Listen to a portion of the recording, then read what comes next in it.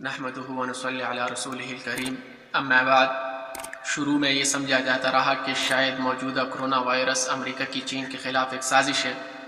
اور اس کی معیشت کمزور کرنے کی ایک چال ہے، لیکن ایسا بالکل نہیں تھا، کیونکہ آج پوری دنیا کرونا وائرس کے شکنجے میں آ چکی ہے۔ ہماری میڈیا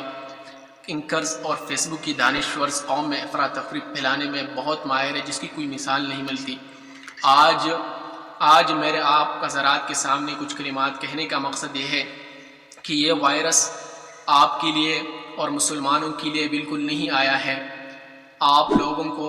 مسلمان قوم کو، مسلمانوں کو یہ اطمینان دلایا جائے اور ان کو مطمئن کیا جائے کہ یہ وائرس آپ کے لیے نہیں آیا ہے اور نہ آپ کے لیے بھیجا گیا ہے، بلکہ یہ مظلوموں کے آہ اور سسکیوں کے بدلے میں رب ذوالجلال نے ظلم اور بربریت ڈھانے والوں کے لیے بھیجا ہے،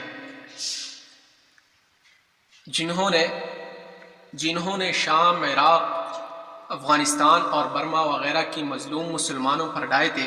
چاہے امریکہ ہو، چین ہو، ایران ہو، برطانیہ ہو یا یورپین یونین کے فرانس، اسپین، اٹلی ہو، یہ سب کے سب کفار اور ظالمین ہیں۔ یہ کرونا وائرس ان کے لیے رب کی طرف سے اس دنیا میں عذاب کا ایک تحفہ ہے۔ رب کی لاٹھی بھی آواز ہے، آگے آگے دیکھتی ہے، دیکھیے روتا ہے کیا، اب یہ رب کے قہر میں سڑتے رہیں گے اور مظلوم دیکھتے رہیں گے انشاءاللہ۔ لیکن دوسری طرف یہ وائرس مسلمان ممالک میں بھی پھیل چکا ہے، لیکن رب کی حکم سے وہ تباہی نہیں پھیلا رہا جو کفریہ ممالک میں پھیلا رہا ہے۔ یہ رب کی طرف سے مسلمانوں کے لیے آزمائش اور تنبیہ ہے کہ اپنے قہار، جبار، رحیم اور کریم رب کی طرف رجوع کر لو، ورنہ اگلی باری تمہاری ہے،